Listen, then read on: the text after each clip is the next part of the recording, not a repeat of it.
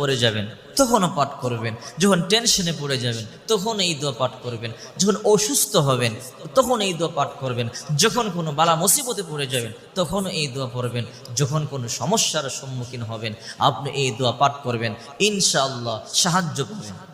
যদি কোনো বেশি সমস্যা হয়ে যায় এশার নামাজের পরে অজু অবস্থায় কয়েকবার দুরূদ শরীফ পাঠ করবেন, দুরূদ ইব্রাহিম পাঠ করতে পারেন, সবচেয়ে ভালো আল্লাহুম্মা সাল্লি আলা মুহাম্মাদ ওয়া আলা আলি মুহাম্মাদ কামা সাল্লাইতা আলা ইব্রাহিম ওয়া আলা আলি ইব্রাহিম ইন্নাকা হামিদুম মাজিদ, আল্লাহুম্মা বারিক আলা মুহাম্মাদ ওয়া আলা আলি মুহাম্মাদ কামা বারাকতা আলা ইব্রাহিম ওয়া আলা আলি ইব্রাহিম ইন্নাকা হামিদুম মাজিদ।